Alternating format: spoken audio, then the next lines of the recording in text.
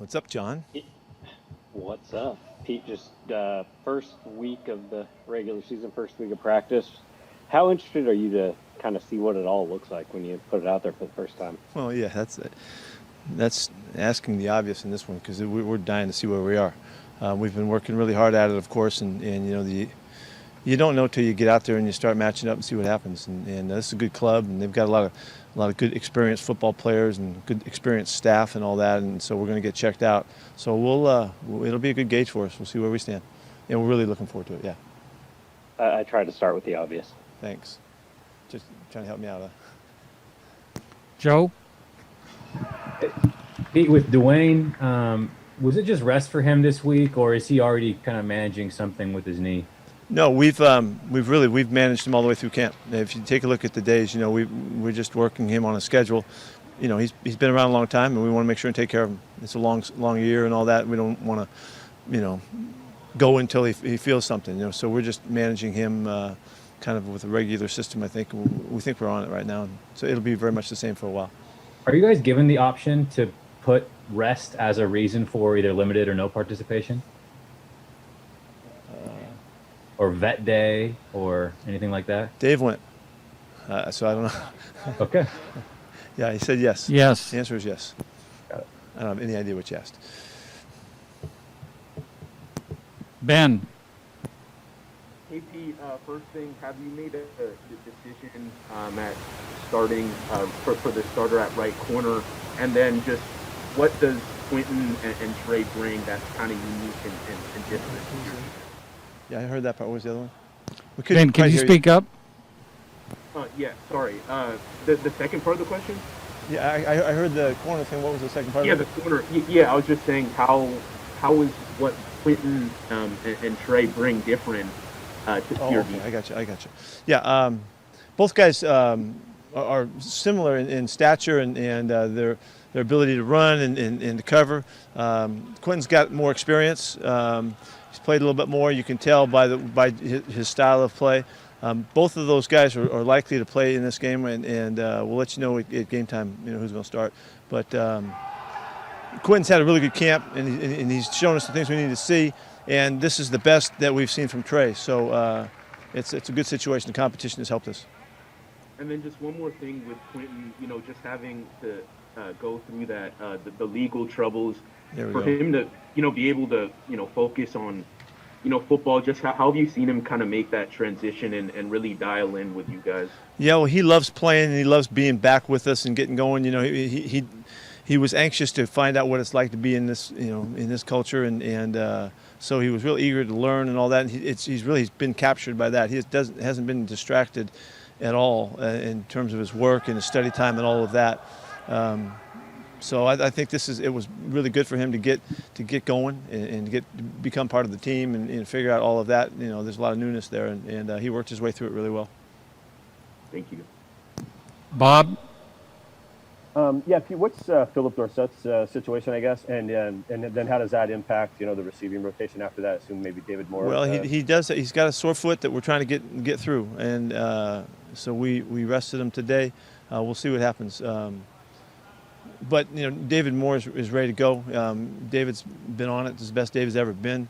And so you'll see. We'll play a lot of guys. Freddie Swain's done a nice job.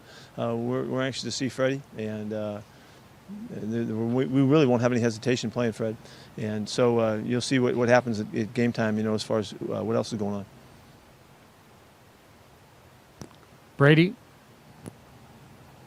Hey, Pete, I know that Cedric is out this weekend, but how much have you seen from him in that kind of extra, tackle, the George Fant role from last season? How much did you see him over the summer, and how big a part of your offense do you expect that to be when he's healthy? Yeah, he's quite capable of playing on both sides and playing at the tight end spot. He did it last year and was successful at it and was really, really good at it. So it's a good part of his game that he brings to us. And so when we have him available, he'll likely be able to do that for us. Thanks. Sure. Curtis? Hey Pete, LJ Collier was listed as a starter on your unofficial depth chart. I'm just kind of curious how you viewed his camp up to this point, where he's at, and how much you expect to see him actually get into the mix here this week. Yeah, he was able to he's in better shape than he was a year ago. He's just healthier and quicker and stronger in every way. And he made it through camp healthy as well. Remember, he got banged up pretty early on there with a really nasty ankle. So we've just seen him much more to his ability level, and so his ankle bothered him even when he came back last year. So we never really saw him. So he's had a good camp. We're going to give him a chance to start in this game. There'll be a good rotation there, but it's because he's earned it and he's played really well. So I'm anxious to get him out there. What is it that he brings to the table that you particularly like about his skill set at this point? He's got really good quickness. He's got great length. He is a really good technician. And he plays with a high motor too, so he's got a lot of good positives about him. Greg?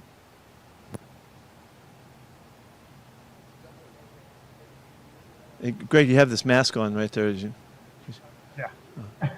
Hi. How concerning is the Dorsett issue? Is this going to be a long-term, season-long maintenance thing? And then the corollary is, what's up with the Josh Gordon reinstatement? I don't know about how long it's going to be. I don't know that. We're going to see how he does this weekend, and then we'll just take it really one day at a time, one step at a time. Phillips, he's had a good camp for us, and we really like him in there. So we'll see if we can get him back for this ball game or not. I don't know. And then I can't respond on the other one. Sorry. And with Dorsett, is this something you knew about when you signed him, or this came about as you got him? No, we didn't. We had not known about this being a situation for him. So found out during camp. Thank you. Tim?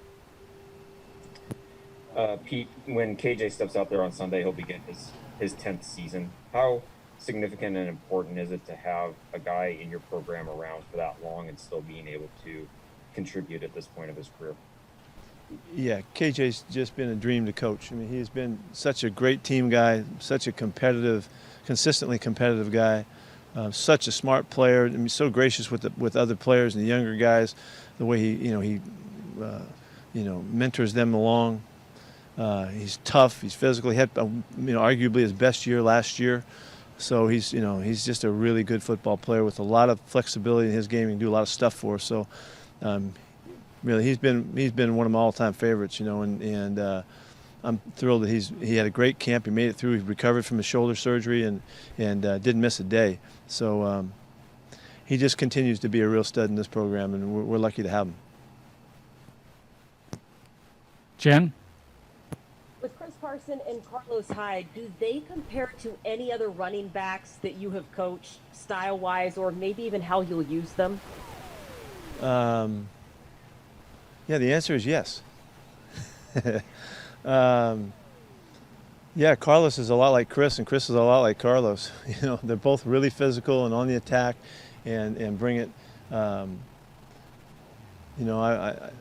guy that comes to mind is Lendale White, but I hate to give Lendale a little love right here. This far away from his playing days, but Carlos runs really thick and heavy now. He's got great balance and great pad level, and he's over 230, and that's a big kid running the football. Chris has got his own style about him. He's very unique in the things that he does. He puts on that 32, man. He looks really good when he's running with the rock. So it's good to have those guys. As far as how we play them, we're going to, like always, I've liked having choices, and sometimes you go with who's hot, and sometimes you know it's going to happen one way for a guy. But basically, they're going to both play, and we'll see what happens when they get out there. And most likely, if somebody's looking like they got a little something going on that day, we'll stick with it. Michael Sean? Pete, what do you hope to accomplish with that conversation with Cory Booker coming up here on Monday? I've been really impressed with him for a long time, and we followed him for quite a while. I know Steve had too, and we found that was just something that we stumbled into. But I think he's an incredible person, and what he believes in and what he stands for, and his willingness to stand up against a lot of odds and and battle for what he thinks is right, and whether he's going to win or not, he's going to go for it. So, I mean, I guess what I'm really telling you, I think he's a great competitor, and so it's probably no surprise that I kind of find myself falling for his way. So I like supporting him. And going back to the speech you gave us on racism in America about 2 weeks ago, is there something different about how you feel about that whole situation now versus when Michael Bennett had his run-in with the Vegas police in 2017? This kind of seems like that would have been the situation that sparked what you said and kind of what the team has been doing since. You get what I'm saying? Yes, I do.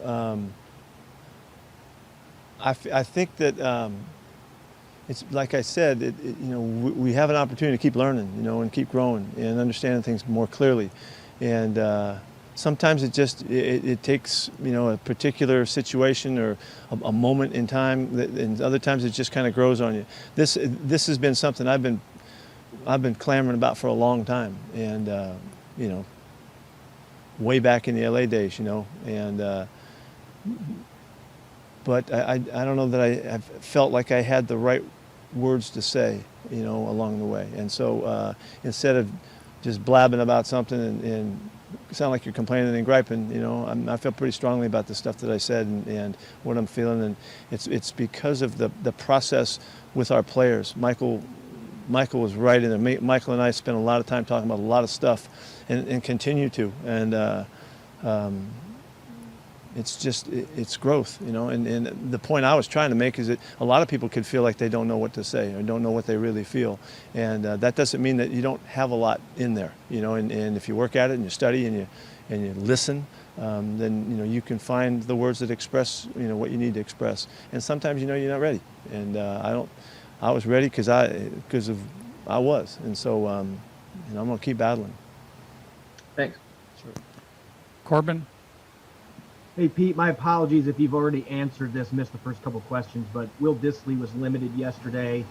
Sounds like he's going to be good to go for the game, but what have you seen from him starting from training camp to now as far as his progression coming back from that Achilles injury? It was the training staff and the coaches holding him back throughout camp. He's ready to go. He had a phenomenal offseason. I told you that where he worked out, they said he worked for 9 straight months. He never was late or never missed a minute of his workout time. And it showed. He had a great camp. He's fine, and we're just making sure that he's ready to go for his first game, and we can play him as we want to. Joe Fan? Pete, have you decided whether or not you're going to bring up anyone from the practice squad this weekend? The cool thing about this, we can wait all the way till right up to game time almost.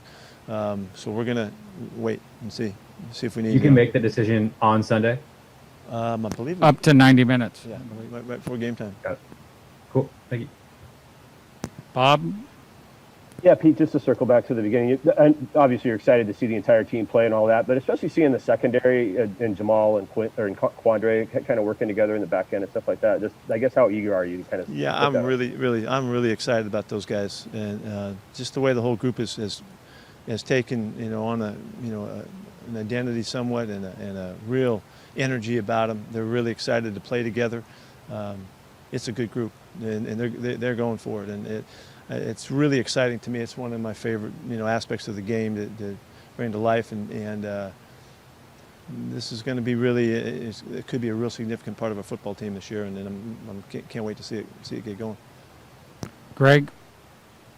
Pete, is this business as usual now that you're in the game mode and getting off plane, or are you really kind of wondering how this is all going to go down? No, there's some aspects to it that are a little bit different, but they're really kind of it's going to be part of the flow. Everything's a little bit different, Greg. I mean, there's nothing that really feels totally the same to me, but we've adapted to everything's got this kind of overriding thought that we got to take care of business here and there, and so there'll be a number of things along the way here that will signify that. The testing part of it, and what's going on in the locker room, and how many people are available to be in the locker room. I mean, there's where guys are on the sidelines. There's all kinds of stuff that we're going along with that will make it all a little bit different. I don't think it's going to change what it feels like to play the game and to coach the game. I don't think that, but I do think in the lead up to it, and there's little stops along the way that remind you that we're into something way different than we're used to. And usually when guys go back, you know how it goes. They friends, family members from that town come into the lobby and see him, where they get to hang out. Is that all off limits now too? Yeah, those rules are really, really specific, and they're very strict. And as far as visitors at the hotel and guys leaving the hotel and almost leaving your room, it's very, very governed very tightly, which we're all for, because it's the elements that we can't control that we're concerned about, and so we're trying to minimize them as much as possible. And the NFLPA and the league they've decided on a very strict regimen, and so we're abiding by that. Thank you. Yeah. Hey, one thing I'll tell you that Brian Snyder has left the team for personal reasons, and Larry Izzo will take over. He'll be running special teams, and just so that you know ahead of time, just want to make sure that you knew that. Okay, see you there. Permanently or just this weekend?